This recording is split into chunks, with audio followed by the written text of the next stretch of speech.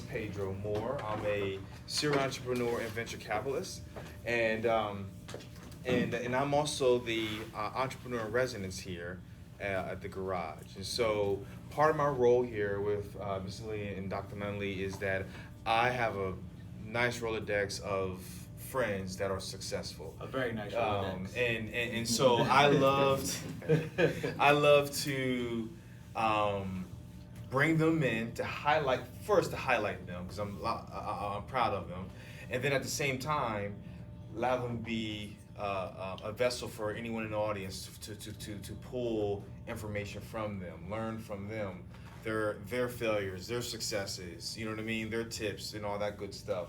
Because I learned in the path of building a business, being an entrepreneur, there's no such thing as a real rule book. You can read as many books as you want.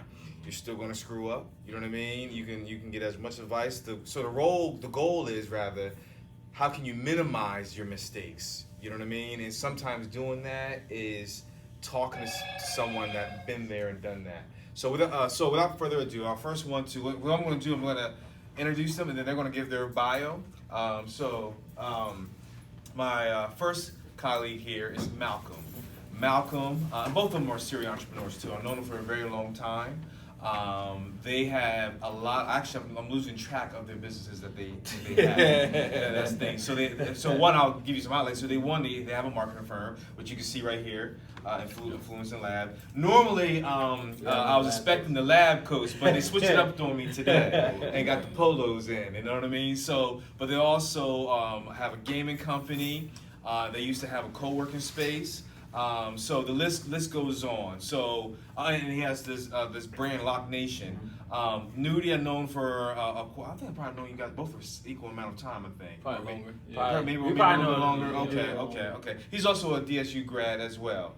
But again, serial entrepreneur has helped a lot of other businesses build their brand, like really build their brand massive. Helped a lot of businesses catapult their career, mainly because of this guy right here. So I'll let them go ahead and really give their full background. And then after that, we're gonna get into some conversation. And again, it's just gonna be casual. Ask questions. Just if something pops in your mind, just go ahead and ask. All right. Go ahead, Mel. Cool. So thank y'all for coming. My name is Malcolm Coley. I am the director of digital media for Influencers Lab Media. I'm also the chief technology officer for Futures First Gaming. And on that flyer, it had CEO of Lock Nation, the movement. So I'll give you guys some context really about that. That's kind of really what I want to focus on. So Lock Nation is a support and celebration of the natural hair movement with a focus on locks, this hairstyle, right? So I literally have the biggest lock following on the internet, and I work with the biggest hair companies in the world. So from Bronner Brothers to Shea Moisture to Cantu to Miss Jessie's to the World Natural Hair Show, Talia Wajid. If it's somebody in the natural hair, I've been featured in Essence, I've been featured in Jet, and specifically for that particular movement, right? And it's been a great thing. We built it, me and my guy Stanley, we built it from zero. I remember back in like 2013, 2012, we had started the Facebook page and we had got like 50 likes on the Facebook page. And we was like, oh, this is great, right? We got 100, then we got 200, right? And this was before I started running around with you, right? So we had got to 1,000 and we was like, oh, we might need to kind of do something with this. Then we had got to 10,000 and I was like, oh, we might need to take this a little bit serious. And fast forward to today, we have about 200,000 followers on Facebook. Where we started the Instagram at 0. Now we're pushing about 500,000 on our Instagram page. We've just got a ton of people on every single platform. On TikTok, we had, I don't know why they took it down, but we had about 150,000 followers on TikTok. We got about 2,000 on Pinterest. We got about 1,200 on YouTube. So we just got people everywhere. But when you talk about the natural hair industry, you have to mention locks. It is what it is in this particular industry. So you got to mention me when you talk about natural hair. So that's what I really want to talk about today. So okay. So I'm Newdy Felton. I am the co-founder of Influencers Lab Media. So I'm business development. Also, I'm the CMO of Futures First Gaming, chief marketing officer. And we also have we own a page on Facebook. It's called Spending Black Matters. So that page it highlights a lot of our black businesses. I know, everyone here went through COVID, right? So you still have on your mask, and you don't know what's going on with COVID. But in that time, we realized that we were fortunate enough to still be in business. And we've seen a lot of other businesses that look like us that was not able to operate because they wasn't a big box chain store. Like the mom and pop shops, they shut us all down. And we realized that a lot of those companies and businesses, they didn't have a digital presence. So we felt it was we were just messing around one day, Malcolm and I, and on Facebook, the story is a very funny story. I'll save that for another time. But we realized that a lot of these businesses were not able to operate. So we created something on Facebook called Spending Black Matters. So what it did was it allowed a lot of these black businesses to connect, to recycle our black dollars in our community, because, we were spending money other places, but the ones who really needed the backing was our businesses. So we created Spending Black on Facebook. We connected a lot of businesses together. I think now we got about 33,000 businesses, mainly in the Delaware, Newcastle County area. About, I want to say like 60% of them. We have businesses all over the world on our platform. It's free, and to date they have made, there's some businesses that probably have made $100,000, just through that Facebook page. And so as Pedro alluded to, I did go to Delaware State University. I started off as an entrepreneur here. I sold clothing on campus. It lets me get in the store on campus, which has never been done. And just to me doing like parties and people saying, hey, you can bring a lot of people. Can you market my business? So it started me to doing things for restaurants and bars and lounges, and then it went to nonprofits, to actually getting. To date, I've helped get a senator elected, 2 school board members. So anything, like, we know people, right? So once you know people, marketing is, for me, it's like, if you know people, then you can, market any product or service. So that's kind of like where things kept growing, and now we have Influencers Lab as well as several other different businesses. Yeah. I want to jump in and ask them a question. I never actually talked to them about this, so. But it's one of the things that I admire about you guys' relationship, because in business, partnerships, and there are some good ones and there are some bad ones. I've been in some bad ones in the past, and so some good ones too. But I admire the fact that, because you guys have been in business for several years, and still respect each other. You know what I mean? And I work really with each can't other. stand Newdy. Yeah, I really like him. He's really intelligent. So I kind of like, I need to stick to him. So that's why we still together. Yeah. So I wanted to first kind of talk, like, how did that come about, and how do you guys make decisions around resolving a conflict or execute on a decision? Because I'm sure there's some times where you may have some differences and all that. So can you guys talk about that a little bit?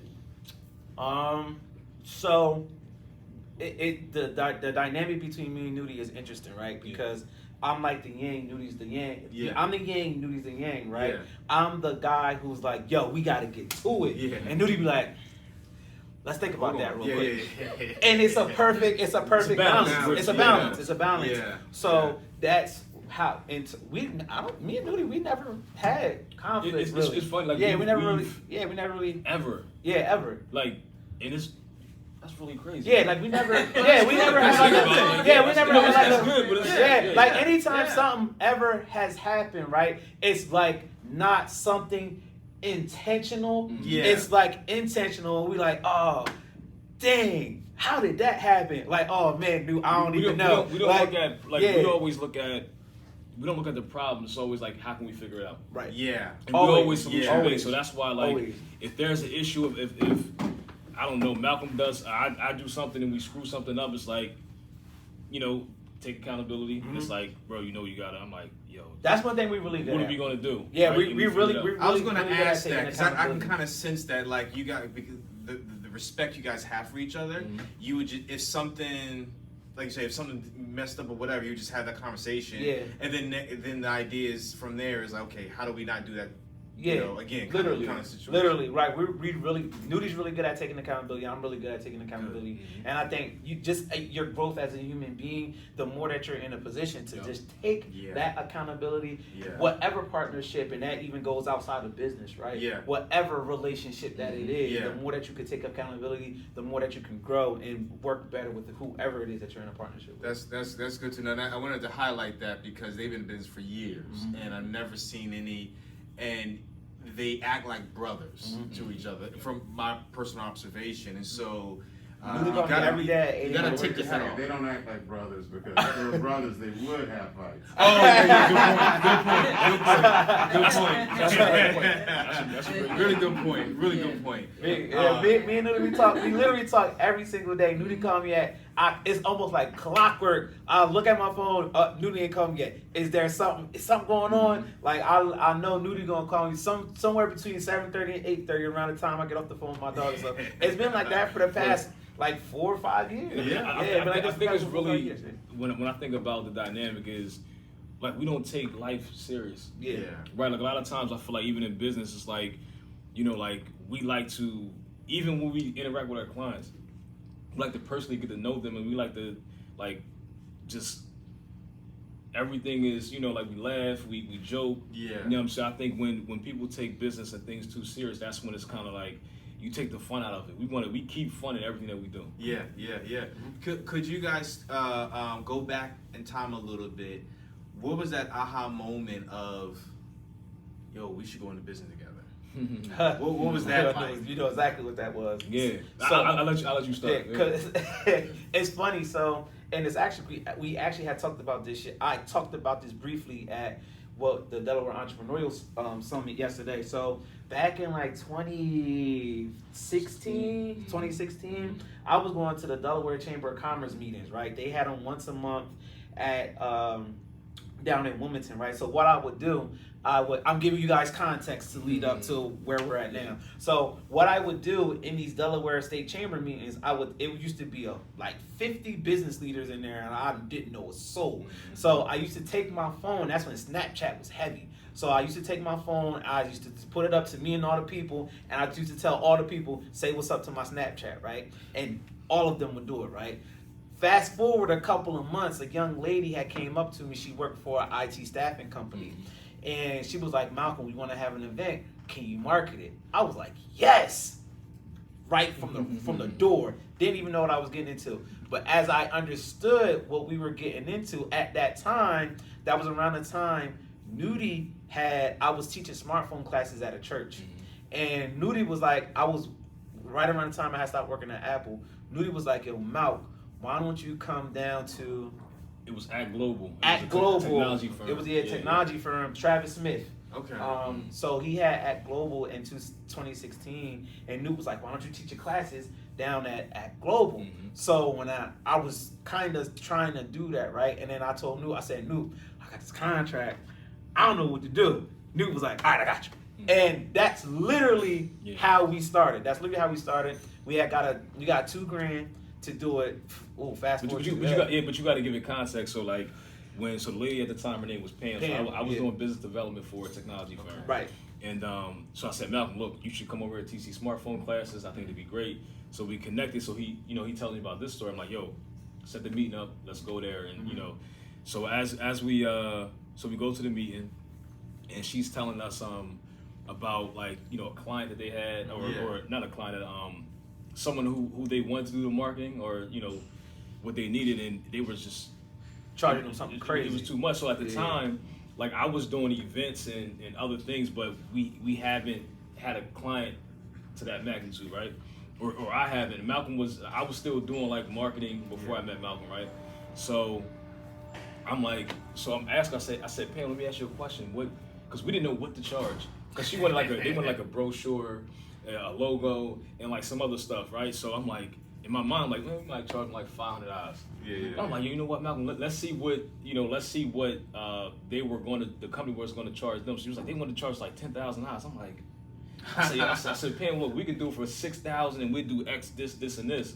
And we then realized that, even coming from being a small black company, like we didn't know what what and how to charge. These companies were doing like small little things. They was charging like those numbers we couldn't even fathom. Yeah. At that time. At that time, right? So that was our first client, and like we actually did way better than their previous client did. Like the people that was we charging bought, them $10,000. It's $10,000. Like we bought we call like our connections from like MBNA.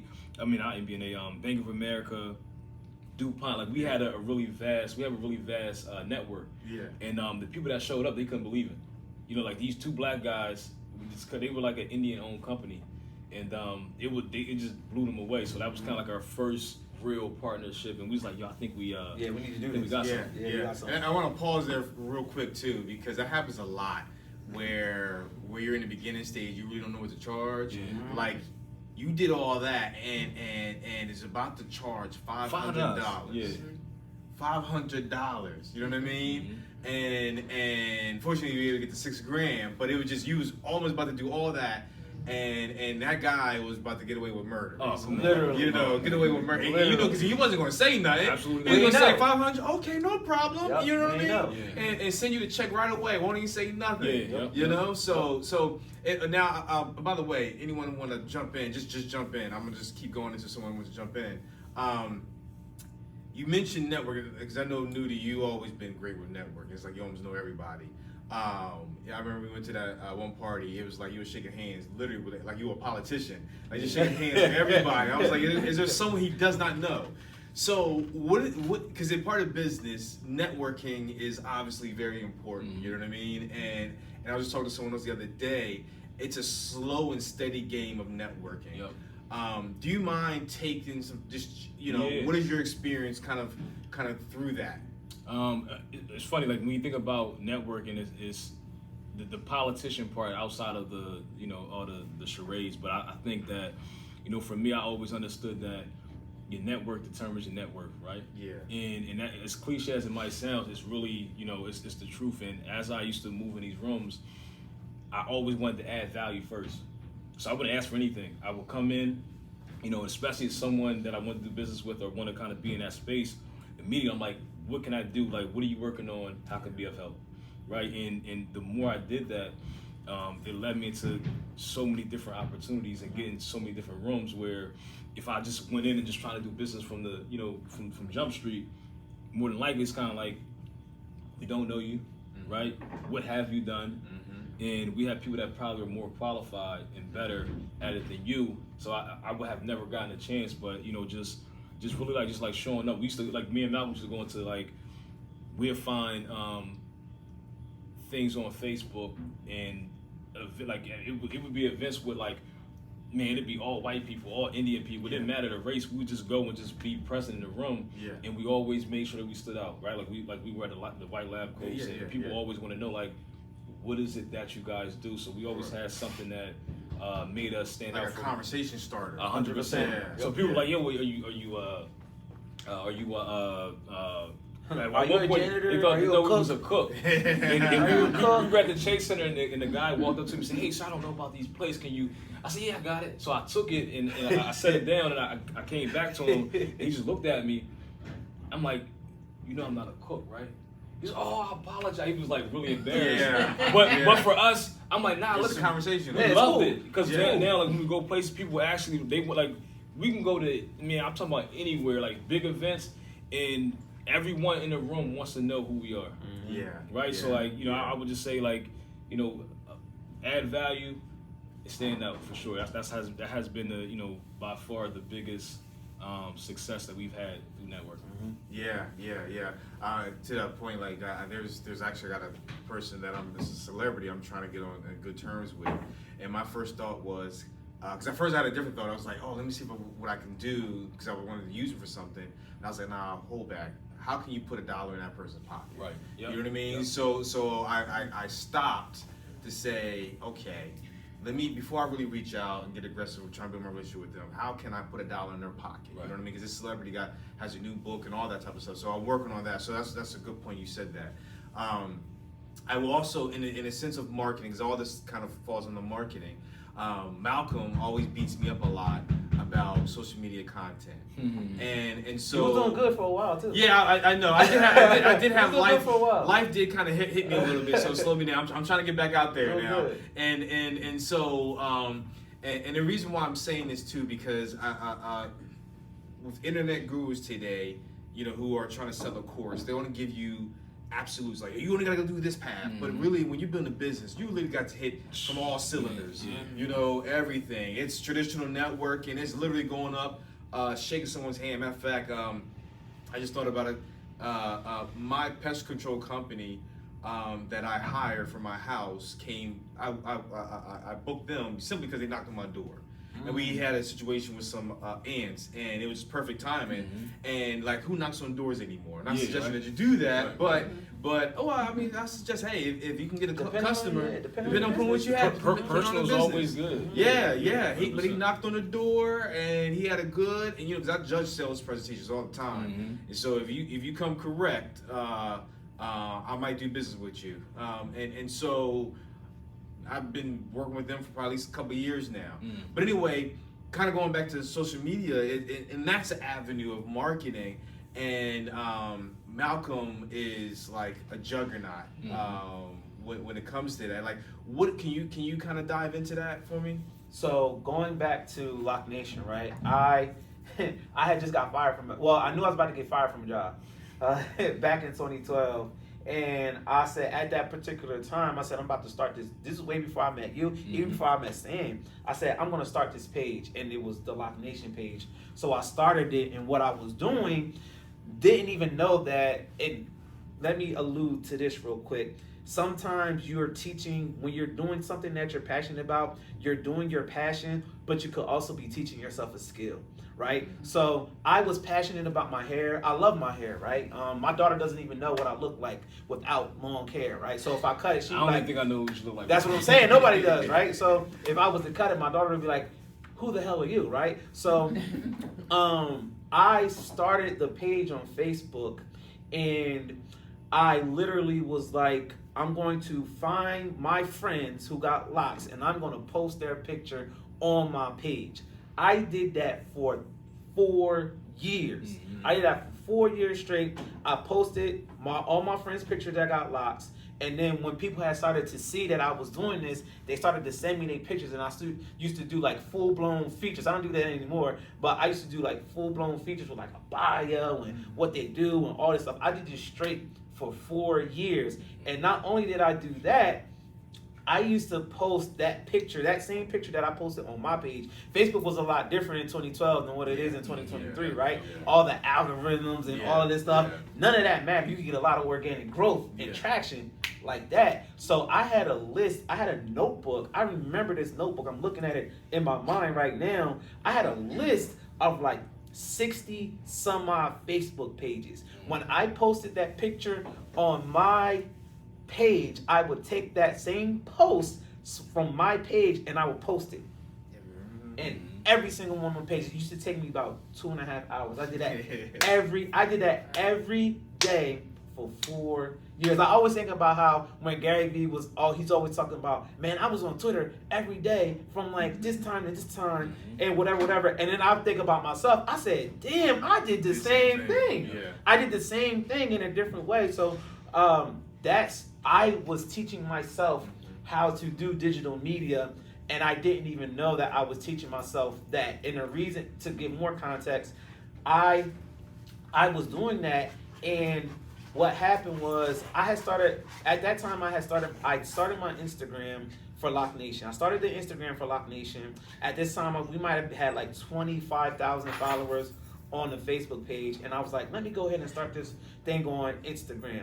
So at that time, I think we might have had like 14,000 or 15,000 followers on Instagram. Anyway, somebody had sent me a message on Instagram and was like, hey, could you post something for me? I don't even remember what it was that I was posting, but they paid me $350 to make one post on my page. And I was just like, this is something.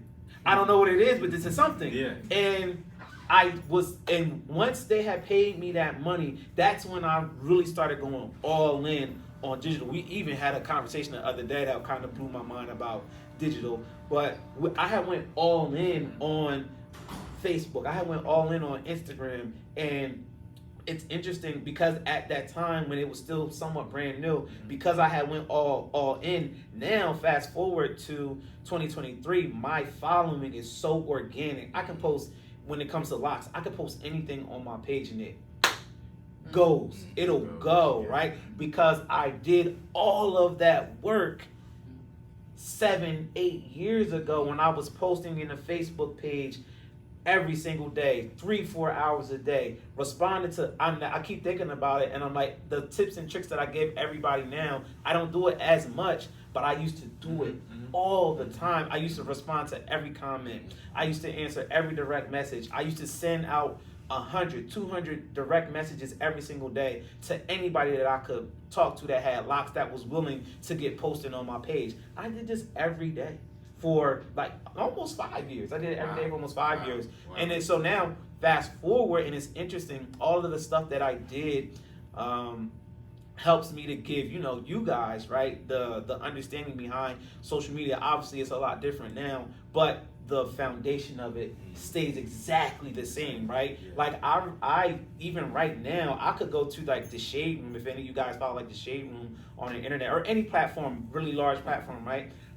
One time I think I had got like 1,000 followers from a comment that I had made on one of the big pages, and I do that to this day. Like I would take like an hour, 2 hours out of my day, and I would go to a page within my particular niche, whatever, and I would just go in the comments and respond to like 10 to 20 comments, and I'll grow my following that way. So like that, those small engagements can have major payoffs. I've learned that lesson too. I got you. I learned that lesson too. Is because it actually helps sometimes, even if you don't create the content, but you can reply to a thread, reply to a post, because you can see it's organic, and you're adding, actually I'm gonna say, a common denominator between the social media and the network, and the common denominator is that you're adding value. Because even when you first started the Facebook post, you were posting other people. That's adding value because you're highlighting them. And they didn't necessarily have to pay you, you know what I mean? But you promoting them. That's a value add for them. So that's the common denominator between both of those differences, just digital and just traditional in person. So that's great. That's great. Go ahead. Oh, well, congratulations on everything that you guys are doing, and I think the consistency and the authenticity is what has helped y'all grow in their different areas in your business. The one question I have for you is, have y'all ever attended any like Facebook conferences?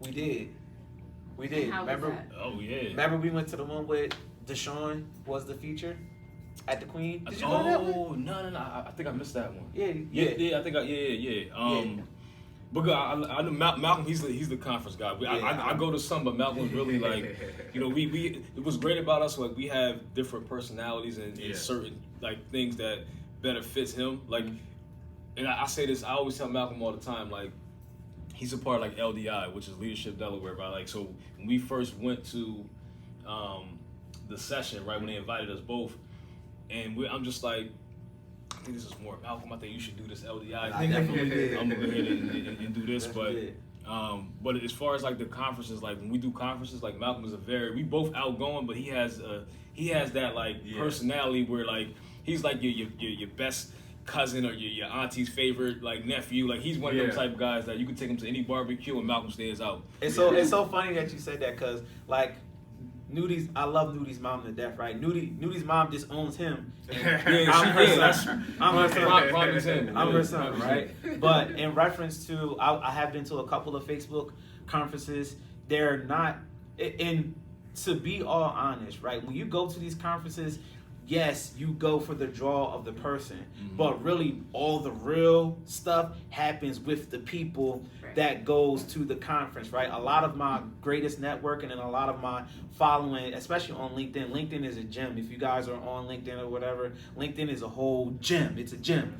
But a lot of when you go to these conferences, I do my absolute best to try to talk to as many people as I can that are in that room. Because if you're in this room, that means you're aligned with what it is that I do or what it is that I'm attempting to do, right? So yes, I want to talk to the people who's on the stage, but it really, a lot of the time, the heaviest hitters be the people that's all the way sitting in the back, that's just kind of chilling, right? I'll be like, who's that up there? And they be the ones that got the end to everywhere, right? So I've learned through conferences. And also another thing, when you have the opportunity to go and speak at these conferences, go. If you have an opportunity, you got something that somebody wants to hear, go, because you could generate so many leads from speaking. Like yesterday at the Delaware Entrepreneurial Summit, I think I got maybe about 7-8 leads. You helped me get with a couple of them, right? I think I got good, and not like, oh yeah, we'll just hop on a call and maybe we'll see what's happening. Like, no, I want to use your services. How can I use your services? Let's get on this call and have this conversation about your services, right? So conferences are for me, they're a huge part of my ecosystem because of what you can generate from going to, like a Facebook, or it's even some that's even bigger than that. Like when I'm trying to go to Afrotech in November, the Esports Business Awards in November, all of like the Culture Cons or South by Southwest's and things like that. I'm in the process of attending a lot of those because it's just so much business and so many eyeballs that you can generate from these conferences. It's huge. So at what point will you hire someone? Just dominating. At what point will you hire someone to help you, like, assist you with all this stuff? Like, We are That's in a great question. Yeah, that's a great because question. You definitely need Great someone to hire someone to help you manage your schedule. Yeah, We're gonna talk so about it's that it's soon. interesting that you You say. sound like you got somebody for us. Yeah, That was- right? You see, sound like you got somebody for us. We're gonna talk after this. So, and it's interesting that you say that. I think a lot of businesses have this issue in terms of like, and me and Newdy, we've been going back and forth about how exactly do we do this, scaling up, having more capacity, right? Because me and Newdy, we're now at the place where we have to focus on developing the business. We can't constantly work, in the business. We have to work on the business now, right? But it's so many small nuances and dynamics that goes into making that shift from doing 100% business development and being in that space where we still got clients, but we still got to do some work. We still got to work in the business and not on the business, right? We have to do both. We're in it's a good problem to have because a lot of businesses aren't even in that space. But it's a great problem to have. So that's just something. And along with, like you said, having the people around you who can help us build our personal thing. Because Newdy has a dope story, like just him by himself. Me, I got a dope story, us by ourselves. And it's finding those people that can help us push that story out. It can sometimes be difficult. Now I know this, but they may not know. So Lock Nations, you have the salon. You didn't talk about that at all. I did not. Hey, I want my turn. Sorry. I just had my hand up and you just I didn't see your hand. I'm sorry. So the salon, so it's interesting. The salon, shout out to my guy Stanley. He runs the salon, and the salon came from Lock Nation. It's still growing, right? Like literally last week we were at like 410,000. This week, fast forward, we're at 417, right? So we're growing, and I get about 100 direct messages every single day where it's just like, are you guys located here? Are you located here? Where's your salon? Where's your salon? Where's your salon? And so the salon is crucial. Our brick and mortar is crucial to our business model because those people can actually come and get a tangible service, right? Outside of you getting the value digitally, now when you talk about the natural hair movement and locks, right? You can actually come to my place of business, see us, feel us, touch us, right? We're tangible, and you can get an actual tangible service done. It's critical to our business model. It's almost kind of like I was saying earlier, a yin and yang type of a situation. A lot of people don't have that business model, right? Where your digital platform is so strong where it could literally push your brick and mortar, right? We're booked. Stanley's booked till like January. it's that crazy. He's booked till January, and that's another good problem to have, right? Mm-hmm. We need more people in our salon, and because we can't keep up with the demand of the people who want the services, right? So it's good problems to have, but we're just in interesting spaces within our business because we just have a large footprint, and people want to come and get our services specifically because of the branding that we've done for such a long time. So it's just an interesting story. She said I yield, right? Okay. This is more of an academic question. How important are KPIs for you, and which KPIs do you monitor? I'll let Newdy talk about the lab, and I could talk about Block Nation. Yeah, so KPIs are very important because of course it measures your performance. Even as far as Influencers Lab, like we're really big on data. So as far as just collecting like phone numbers, emails, even when you look at Facebook, like they know everything about you, right? So we understand, like even from using Facebook, like they know your favorite movie, so they know with if you drink wine, what wine you drink, so they know that where to place certain marketing, things that where you live at. So if you live near a grocery store, they know that they can hit you here. So I think KPIs are very important. But like I said again, like we are data driven. We understand that data is the goal, right? Like a lot of times people look at certain things, but if you don't have the data, you have to keep going back to Facebook. You got to keep going back to Instagram. You got to pay for ads. So we're going to collect all this data. We can go direct to the consumer, and we don't have to pay as much money to reach our target demographic. Mm-hmm. Yeah. So and before you go, I just want to just to make sure everyone understands. KPI means key performance indicators. Yeah, key performance indicators. So with what Newdy said, to go even a step further, right? When you look at data, right? I look at data now as a value asset, right? So how much money can I make from these value assets? So if I get your name, that's a value asset. I can make $1 off of that. Mm-hmm. If I get your first name and your last name, that's 2 value assets, right? How much money can I make off of that, right? If I get your first name, your last name, your email, your phone number, oh man, I might be able to make $100 off the value of those data assets, right? And then when you go a little bit deeper in terms of data assets, right? When you're collecting that amount of data in terms of key performance indicators, right?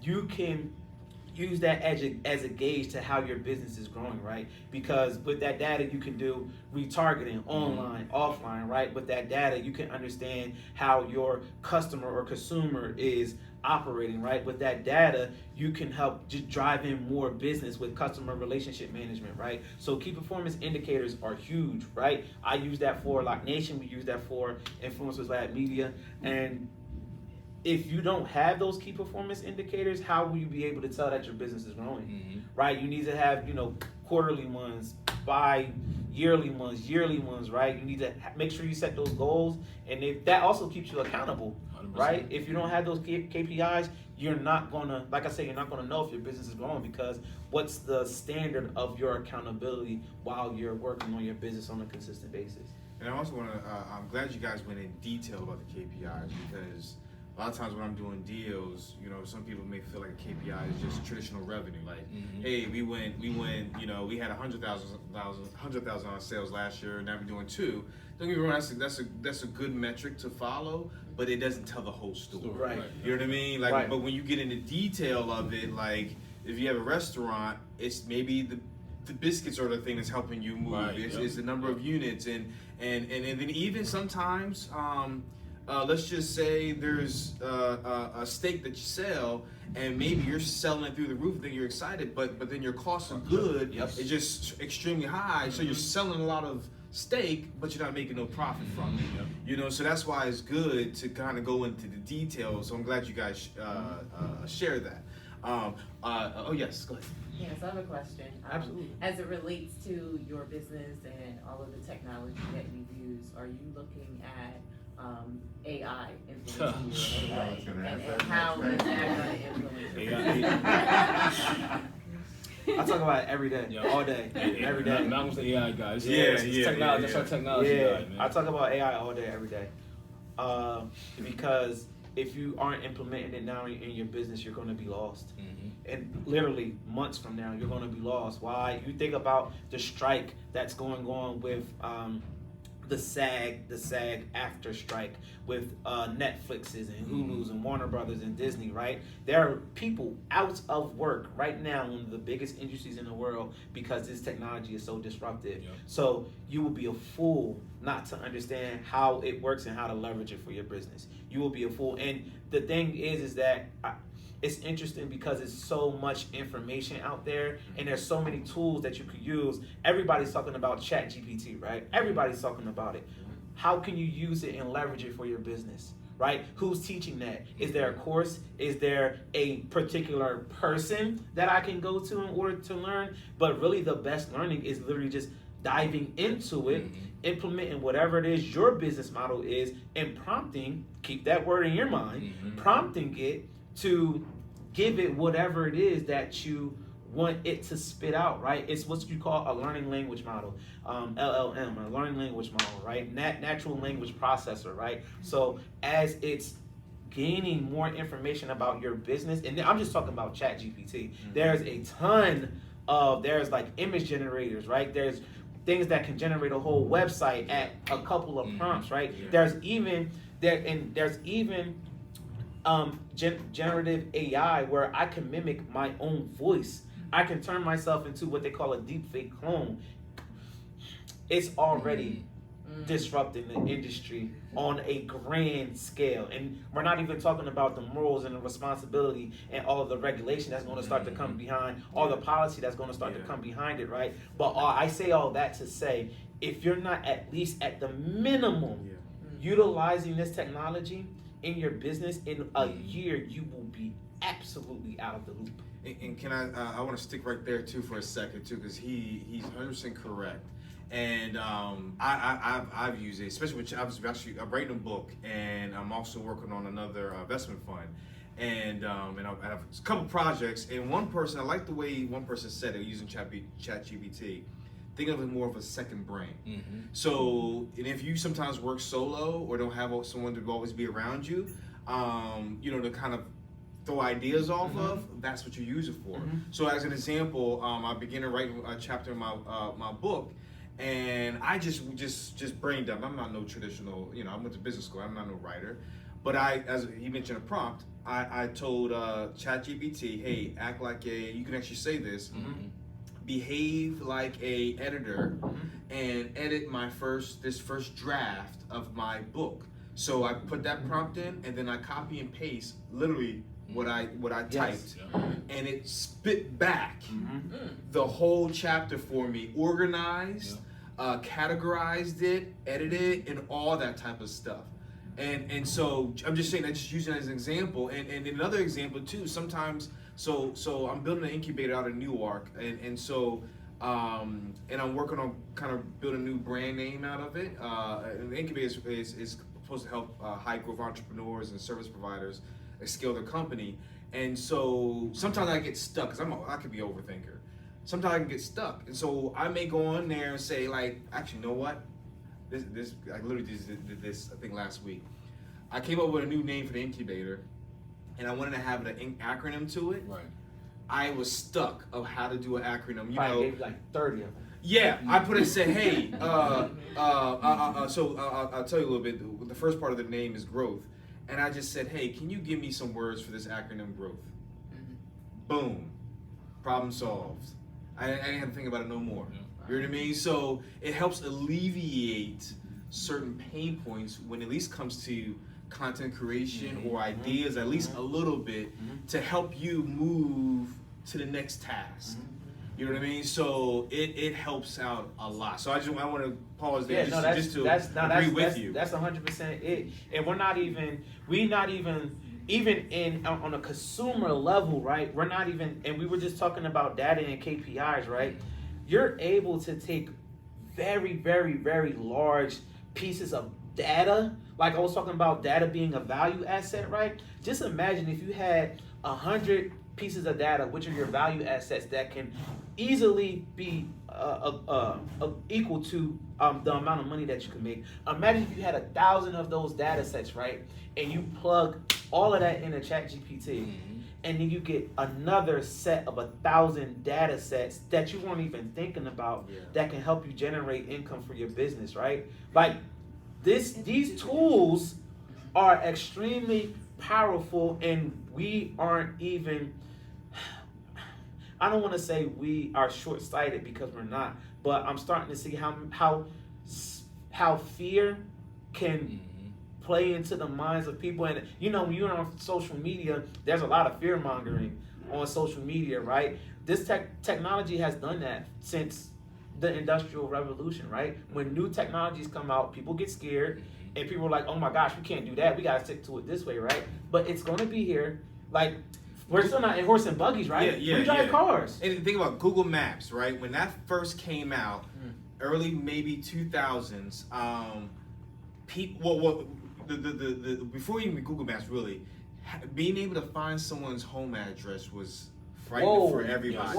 But today, it's like, no one's thinking about it no more. Yeah. Don't even, if you ask someone directions, like, don't tell me, just give me your address. Boom, it's in there. It's in there. You go straight there. Exactly. But in the beginning, and it's the same thing with Uber. We all get in cars with strangers. Yeah. Airbnb, what you do? You stay at a stranger's house. Yeah. Technology, and we don't even bat an eye at it. When we go to a far land in, I don't know, Timbuktu, right? What do you look at to stay? You're like, man, I'm trying to find me the best Airbnb. Yeah. And it's a complete, you don't know this house or where it is for. Yeah, you're staying in some stranger's house in Timbuktu. Yeah. Literally, 20 hours away from your primary place of living, right? But I just say all that to say that people have always been fearful of technology until we're not fearful of the technology, right? So at this particular time where it's such a boom and a rush and everybody's talking about it, find out why. You know, don't be. When I used to teach my smartphone classes, I used to tell all my seasoned folk, I was like, well, if you could click it in order to do something, then if you could click it to fix it, if you clicked it to break it, you could click it to fix it. It's the same difference, right? Once we have that, we lose that fear. And you know, black people, I think, I love my folks. I love black people, right? But we be the ones that's so scared of the technology and we don't use it. Like when I go on YouTube, I'm starting to kind of see more black folks talk about generative AI and just AI in general. But when it's like first started booming, like around October of last year, and even earlier this year, I didn't see any black and brown folks. It was slim. I didn't see, it was. Yeah, I on Instagram, it's only like 3 people that I follow that talk about generative AI on 3 out of the 100 million people who are on social media. 3 people that I follow that talks about generative AI on a consistent basis. Out of the hundreds of Caucasians or the hundreds of Indian folks who are developing and creating these technologies, it's like, we are behind the 8 ball in so many different ways, and sometimes it get a little frustrating, but we gotta get into it. Yeah, it seemed like it was introduced like through TikTok, because my girls, they both love TikTok, and they were showing me like, Mom, like I can type this and it'll respond back to me, and I was like, that's crazy. And now, after attending the AI summit that was last week at Del Tech, they should have had me speak. I'm like, oh yeah, we talked about that. And I was like, oh my gosh, my kids was literally showing me this, like how to respond back to your friend without being like smart or without being sarcastic. They were already doing this, and now I have people coming in saying, oh, I'm doing business projections using it. I'm gonna use this. I'm like, wait a minute, this is what my kids was telling me about last summer, and I didn't pay attention to it. So it's really, everything is always being introduced like through TikTok and this new trendy way, and then the kids are showing us, but you gotta like catch it right away, or you'll be like, and we still have time to catch it, right? Yeah, but the question is, are you going to catch it, right? It's a bunch of places that's throwing the pitch right now, but like literally, are you going to catch it, right? And me and Newdy, we were talking about it, like the chat, man, how many proposals we done made from chat GPT? It's like we can take us. It used to take us days. Because we have to like really think about it. But Yeah, now, we like, had to. it's a second brain. Yeah, That's what I'm Like you saying. said, Like, working yeah. on your business or working with the, you know. Yeah, it was taking So a think day. of it as like think of it as like you're delegating to an employee that's invisible. Yep. Yes. Yep. That's what you're doing. Yes. You're delegating to an employee that's invisible. And Yeah, so but no, I want to say this, yeah. and this is for the students here. Be careful when you use it. Because I had a student who wrote a paper using ChatGPT, used the wrong prompt, Wow. didn't answer any of the questions that the paper was supposed to address, but it was a beautifully written paper. Yeah, yeah. You know, but they still failed the paper. Yeah, and you're 100% right, because you do have to. It's not perfect, and I'm glad you said that. You do have to read through it, because the editorial stuff, because I do have like for the book, I do have a real editor, and so even she kind of made some tweaks and all that to it. So you're 100% right. You do have to still tweak it and adjust because it's not perfect. Right. But it at least I like to say, because you, as you kind of alluded to, and I'm sorry, I actually just took over what you were just saying, when you guys making that contract, because that's what happens is that you get stuck. Yeah. And basically the idea is it helps you get unstuck. You know what I mean? Even if it gives you some ideas, it at least helps you move forward. And that way you don't have to spend days, weeks, or whatever on this same thing. You can move on to the next task. Yeah, me and Newdy, we had one particular. I'm just thinking about. It was literally did it a month ago. I was just thinking about how long that would take us. It took us a week to think about if you wanted to do it.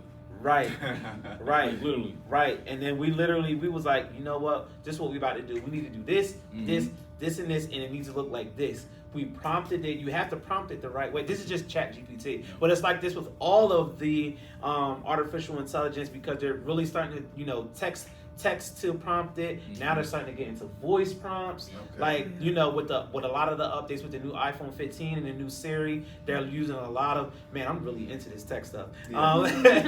With the new iPhone 15, I'm looking, if you guys have an iPhone and you update it to iOS 17, you are literally seeing in your text messages, I don't know if you guys have tried it, but in your text messages, it's finishing the same to like Google, it's like finishing you the search on statement. something like that. Yeah. But even Siri is so powerful now that it can finish your statement even before you get your full statement out. So The same way you talk usually, it literally, yeah, literally, it's kind of yeah, scary. yeah. I'll be honest, it's kind of scary. It It's is. like, oh dang, like it can text for me exactly how Well, I if you think about it, like as humans, we're not.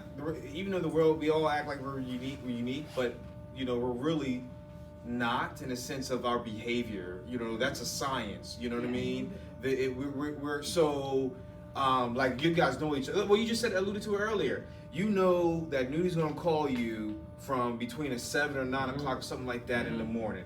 That's behavior science, right? Yep. And so the technology is just learning our natural behavior and spitting it back to us. Equivalent to you just analyzing Newdy's behavior of him calling you. It's the same exact thing.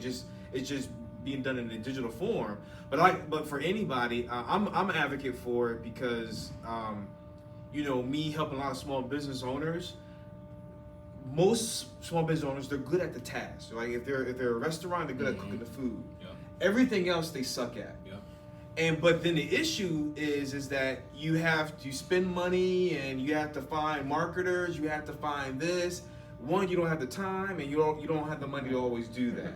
So having a website that can generate, say, hey, I want to open up, I'm doing a restaurant. Can you create a restaurant website for me? Boom, that just saves so much time and money for them. Now they can focus more on the food or hiring the staff or whatever it is. It could be a consulting practice. And I mean, there was one company out of North Carolina. They were they're kind of creating like a softball what softball did for baseball. They're trying to do it for golf. Oh, wow. But again, they're more of the engineers of how to create the golf equipment and all that. So it gave them a couple of these marketing AI websites that's like, look, use this marketing copy to help add it to your emails and your website, because you want to win customers. They're not good at that, and they don't have the finances to hire a firm. You know what I mean? So it's like, hey, just put it in here, and it's going to generate some good marketing copy for you, and you can get it done in seconds. And you have you know, like a Mid-Journey, right? It's on a platform called Discord.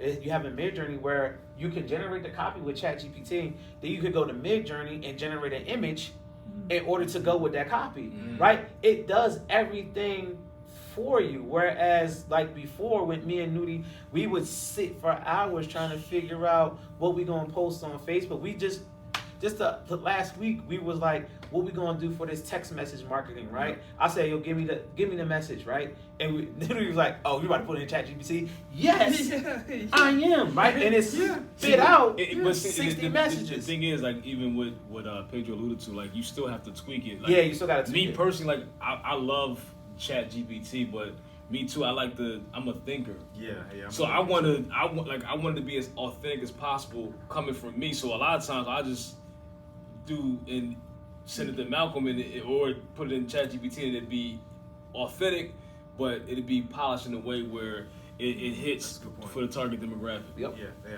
I'm glad you said it too, because I'm a thinker as well, and I think sometimes that's why I dabbled in it, then I stopped, and then I got back in it, and I did feel. Matter of fact, even when I did that acronym, I did feel a little guilty. It was like I actually told somebody, it's like a guilty pleasure. It is. It's a guilty really pleasure is, because it's a pleasure in the sense that it solved your problem, because you know you would have been stuck on that for like another week. Yeah. But you didn't have to. And then that's like the pleasure, but the guilty part is like you didn't get the chance to really fully think about it. Yeah, and I like the you like the satisfaction. Yeah, I want it to come from me. So yeah, it's like for me, it's been Malcolm has been, since AI has, like, before a lot of people knew about it, Malcolm has been on it, but for me it's just like I've been pushed back. I'm like, man, I'm not using it. Yeah. I'm not. Yeah. You know what I'm saying? Yeah. But, And that's the majority of the culture, Yeah. right? And which is not necessarily a bad thing, but it's not a but, it's an and. And the more that we continue to think that way, the more further behind we get. 100%. Because, you know, when it comes to marketing, I guarantee, I ask people this all the time, who's ran a Facebook ad, right? Exactly. Facebook ads have been around since 2009. One of our direct partners has spent $200 million in Facebook ads. And I'm like, you don't even know how to run a Facebook ad, right? It just makes me think how far behind we are, right? You know what I mean? Like, I'll always have your, I don't want to say fear, but, you know, have your, don't have the wool over your eyes, but at the same time, understand that this technology is here and it's not going nowhere. Like I said, I just disrupted the movie industry. Like, one of my homegirls, she hasn't worked since July. She hasn't worked since July because she works for Tyler Perry down in Atlanta, and she hasn't worked since July. And I'm just like, the writer's strike. Yeah. And I'm just like, man, this technology is powerful. And, like, you know, it's here. So either it's almost one of those things, like, you got to get with it or. Yeah. And I think I'm more in favor of adapting to technology. And the reason I think it's a good point to stay on, because to remain relevant and to grow a business, you have to think of what the future is. Otherwise, you're going to get excused, right? You're going to be left behind. And I think about it too, because everybody says it's going to destroy jobs. I hate that thinking. Me too. Because it's like, dude, do you see anybody right now feeding camels? Do you see anyone, you know what I mean, handling horses? No. You see people working on cars, you know what I mean? You see factory where even, I know machines are doing cars too, but it's just the evolution of the job structure changes over time. You know, we're not doing, what was Ford's first car? I forget. Model T, you know what I mean? You know, that required a certain skill set to maintain that. And now, you know, and so I look at it as, yes, maybe that type of job might go away. Yeah. But a new job opportunity will come up, and it just requires us to keep learning. Because I'm a guy, like, I like to be like a forever learner. Yeah. And I believe that's what I think. It's like everything is going to evolve. I saw an article about ShopRite bringing back the people for cashiers.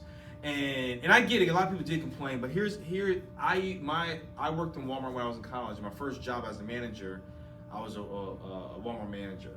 From internal point of view, cashiers suck. Okay, they don't show up during Christmas. They don't show up. They come on. They take a 45-minute, 15-minute break, right? And you know what I mean. And so what I'm saying is that's why technology is needed, because just imagine where you have, and then you also got the financial side. You got to pay salaries, you got to pay benefits and all that, and then you have people who don't want to show up for work. But if you have registers there, that helps move the line more consistently, and you don't have to worry if Sally's going to show up today. And that was a big burden. So I never asked the guys at ShopRite why they did it, but I'm sure that probably was the reason why. But it's another reason too. Theft. Oh, well, yeah, absolutely. Yeah, 100%, because I know people, to that point, I know people that what they would do is buy a microwave and put like a bubble gum UPC under and cover the UPC of the microwave, and then boom, and then because their friend was the cashier. You know what I mean? So they just paid $2 for a microwave. You know that happened quite often. And so 100% correct on that. 100% correct. I got a lot of stories with that. But there's other things too. Like for instance, if you work in retail, in certain jobs you need that person because there's suggestive selling going on. Yeah. So that's not just a cashier, but that's someone that's operating cash register who's also selling. So, you know, there's trade-offs, but I agree with you. Technology changes the jobs. It doesn't eliminate jobs. It's just like you were saying at the auto factories, yes, they use a lot more robots, but they have a lot more people operating the robots, repairing the robots, programming the robots. So, and that's what I was talking about when I was feeling like sometimes I feel like, you know, we as a culture can sometimes be short-sighted because it's exactly that, right? Yeah, you might not necessarily be doing that job where I'm physically with my hands moving this and creating this car, right, or building this car, but there are several jobs over here that I'm running this automation that's running the robot that's creating this particular car, right? And you know, we could go even further when we're talking about workforce development, right? Workforce development, and you know, there's generational gaps in workforce development right now because we're not doing for our more seasoned folks, right? The boomers who are about to be retiring, right? And they're now worried about, hey, I need to work until I'm 75 now because, you know, I have this skill and I've been doing it for such a long time, but technology's here eliminating my job. What are we doing to develop our workforce, to upskill our workforce, right? I'm retiring. Oh yeah, that's fine. You're in that position. You're in that position to do that. That's a blessing. That's a blessing. You know what I mean? But I have a point to make here. Now, on one hand, we're talking about AI revolution coming out big time. Other side, Dr. Nunley talked about the automation and robotics coming in. So the burden is on young generation students of today. absolutely, As to whatever career they choose, if they don't choose it properly, they're going to be out of job before even they start. 100%. And that's the biggest fear I think I have for young generation today. 100%. I I didn't agree have that with you issue. I 100%. was a chemical engineer, found a great job, and I enjoyed my 31 years and my second career here. So I love my career growth and I got the best out of it. But I worry about, is that going to be for my kids and their kids?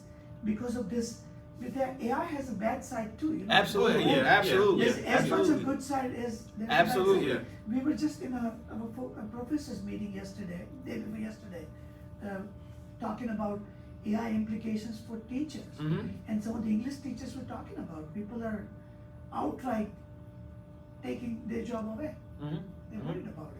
But the good part in that, because I think problems create more job opportunities. Typically, but is it the same people who can get them? No, they are the one gone. Somebody else has to come in. So that part we don't see sometimes. Yeah. And which is why I was talking about that upskilling piece, right? It's like, yo, I'm really good at this job, but now this has came in and could potentially eliminate my job. Where's that? How do we bridge that gap in that upskilling? I would love to, have further conversations with those teachers around that, right? And that's not just a teacher thing, right? That's a workforce development. That's a bigger issue that Delaware is facing right now. Like, how do we bridge these gaps in upskilling these?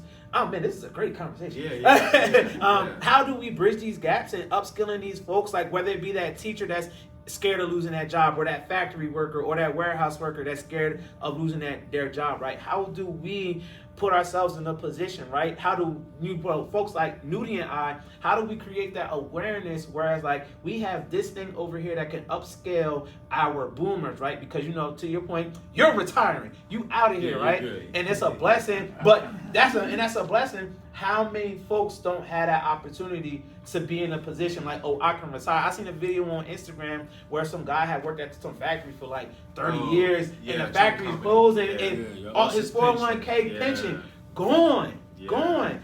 What if I'm him? What do I do? You know what I mean? If I'm him, what do I do? And also, how can we also be in that space to create that awareness around helping that particular person 15 years before you get to that point, right? It's go ahead. So I'm from a very small town inside of Georgia, and I have very limited internet and technology access. Oh, that's an issue here in Delaware. Yeah. So I was going to ask, how do you think like the service industry, like I want to be a salon owner too. I was wondering like, how do you think the service industry is being affected by like AI? So certain things AI will never be able to replace, right? If you do hair, if you do. At the same time, I did see a robot doing lashes one time. But that's gonna be I feel like robots for stuff like that may take a while. Yeah, it's gonna take a while. Yeah, it's gonna take a while. But it's on the way though. What I'm saying is that it's on the way. But you being a salon owner, you're safe. You're safe, right? When you talk about artificial intelligence, it's more manufacturing, it's more warehouse, it's more even agriculture, things of that nature, right? Even when you talk about adaptive routine learning, tasks versus creativity. Yeah, like you being there's no robot that can take the place of the therapy that I get when I'm inside of a hair salon, right?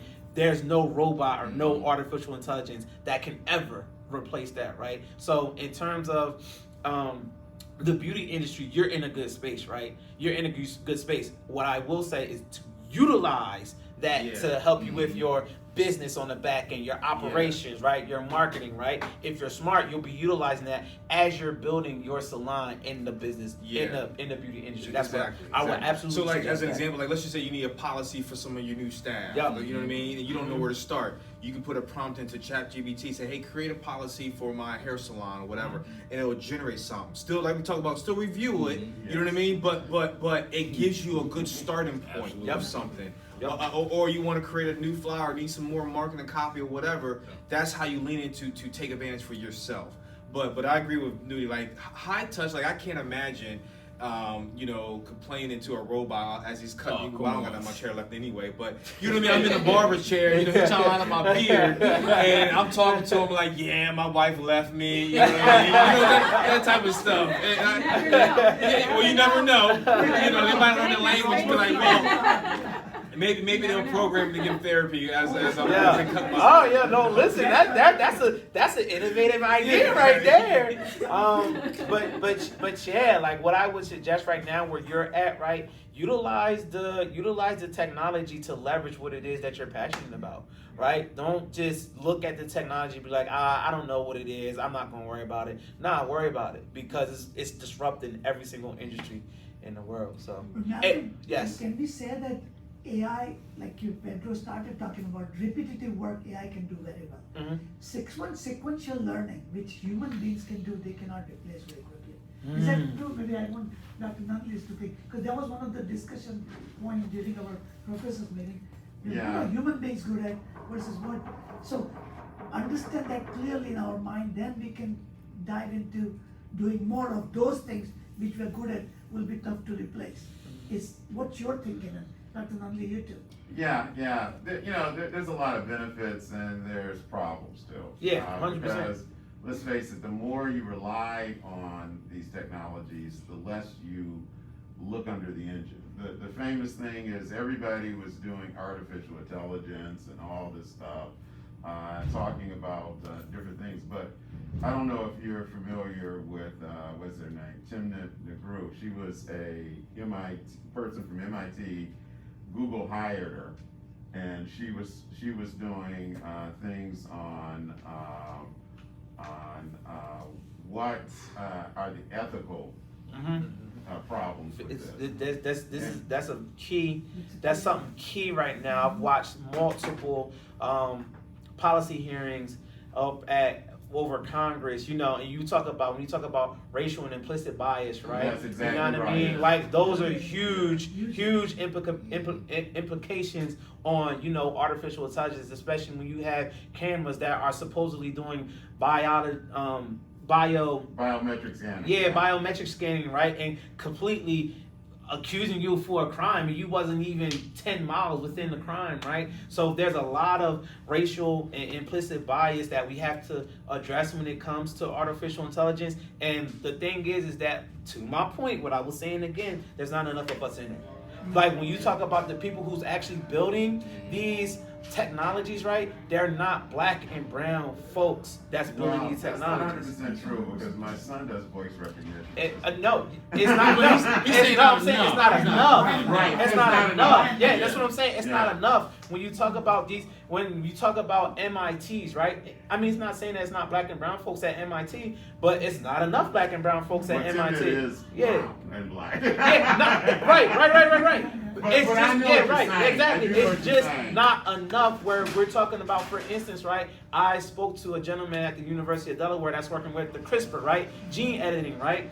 And a lot of the gene editing that they're talking about is more so focused on white men and white women. Why? Because they're the ones who don't have that fear of healthcare systems, right? So this technology with the CRISPR in terms of gene editing to make chemo drugs that much more effective, that could save a ton of black people, right?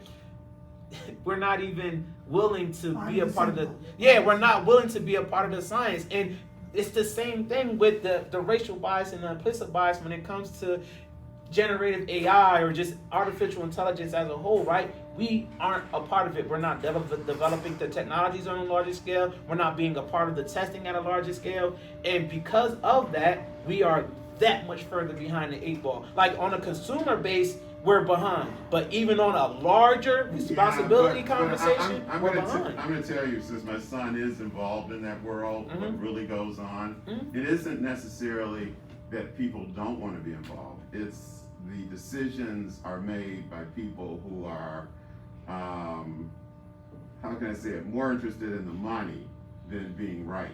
Because I mentioned Timnit Negru, what happens is Google fired her because she pointed out these issues. And, like I said, my son is really involved in it. There's a black AI group and all this other stuff. And they seem to have the same comments, at least this is according to my son. It's like, okay, we want a seat at the table. We are, the people that can do it. And they're constantly pushing you away from the table because it's all about the bucks. It's all about the Benjamins first, okay? And then it's like the ethics come later. And so that's the big issue in AI, I do believe, is, who controls it and what, the ethical ramifications aren't really worked out. Yeah. I think that's exactly the problem. The regulators have not figured it out yet. Yeah. How to control it. So ethical ramifications come really after there are some policies and there you go. Right. There you go. And there lies another issue, right? How many of us are on the policy side in order to actually speak up about all the issues that we're having in this particular conversation, right? When you talk about the policy side, is there enough black and brown people that have this seat at the table, right? Is there enough black and brown people voting for these people to have a seat at the table in order for us to have these conversations, right? And if we are we voting for the right folks? Or to your point, is it the money that's really driving a lot of these other factors, right? So it's at the end of the day, we gotta have. more diversity across yes, the table. more diversity across the table. Yeah, across the table. I would say even across the table, from policy, from technology, from consumers. Yes. Because I think the problem won't be revealed until you use it. You know what I mean? If more people start to use, you can pinpoint like, oh, hey, something's wrong here. Like, because you alluded to that case, I saw that with the guy. They said that he was at the crime or whatever because they did the screen, and he was like 10 miles away, right? You know what I mean? Like it has to be used for problems to be discovered. And also, it made me think back to even more during the pandemic for a lot of entrepreneurs and business owners. I'm just going to use a general term of technology. For a lot of the businesses that got hit, even though we hear a lot of the sob stories, but a lot of those businesses just were not prepared. Yep. Well, no, here's my argument. My argument was with all the pandemic did was accelerate what was already happening. Yes. And so in other words, the people who got left behind, they never had the Facebook page or you know what I mean, whatever it is. Stuff. It's the simple stuff that they should have had light years ago. They didn't have. You know what I mean? And so and that goes back to the idea of, I call them the technical entrepreneur, where they're good at the job at hand. If it was cleaning tables, they know how to clean tables, and they're kind of learning how to do the business aspect. But what happens is that they work in the business too much and don't have a chance to work on the business to kind of figure out what's going on in the market as a whole. Right. So that way you can remain relevant, you can sustain, because that's really what happens. Think about like Blockbuster and Netflix. Sure.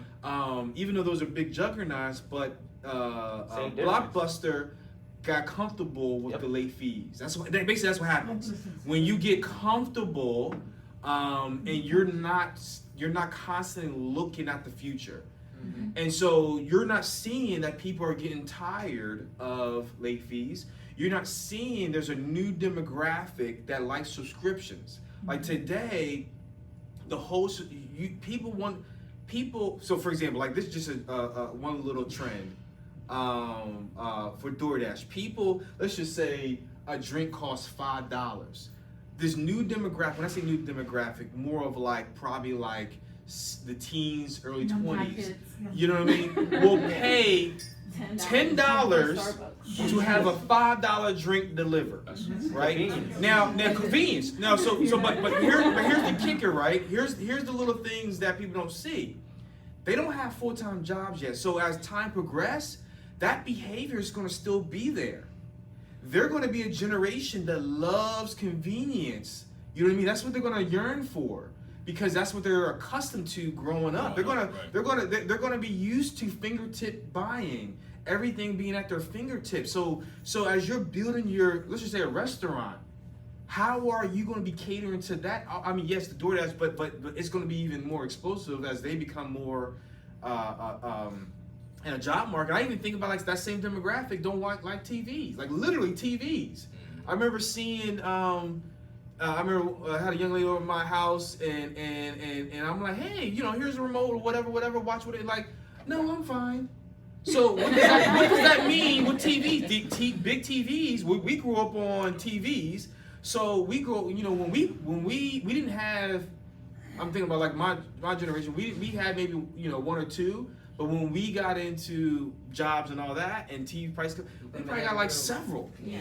But that generation may not really care that much about TVs. Nope. So it's going to be a whole nother user experience. So you got to adapt to that. And then also another problem with that, we all know that you keep looking at our phones, your eyes going to hurt. Yep. So eye doctors, that's going to be another industry. That's why I say that like certain jobs may go, but you got to keep looking at the future. New opportunities come. You know what I mean? If you want to, I'm just predicting. I don't know if it's going to happen or not. I believe that eye doctors going to be, because I'm pretty sure there's research already showing it, it's going to be even a bigger. A lot more people going to need glasses. A lot of people are going to need contacts. So that's going to be a big market down the future. So people today that likes that field, it might be a great thing because that demographic who loves these is going to be they're not going to stop. And which goes back to the point that I was making earlier. we're so far behind that we don't even see these opportunities. We're literally, because we refuse to, and I'm not just going to limit it to technology, right? I'm not limiting it to that. Just as a whole, we're so far behind. Like Pedro said, there's going to be a new wave of eye doctors. Why? Because everybody's looking at a screen. And when you talk about business and entrepreneurship, right? I love and appreciate the fact, because we got the Spending Black Matters group, right? To kind of like bring it all the way back. There's a ton of service providers in our group, right? They do food, they do hair. I mean, even I have a hair salon, right? They do lashes, they do this and that and the third, right?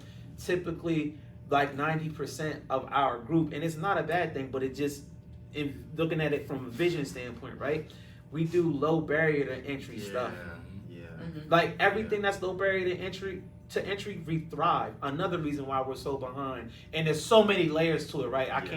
We can't even sit and begin to get into it. But that's just what we've been doing for hundreds of years, right? Whereas, like when you're talking about the whole AI issue, right? Why isn't there enough people at the table, right? Because we're in a specific We're place. playing catch up mostly. We are always playing catch up. Yeah. It's almost, it's not impossible for us to catch up. We can catch up. How are we going to catch up? Where does it start?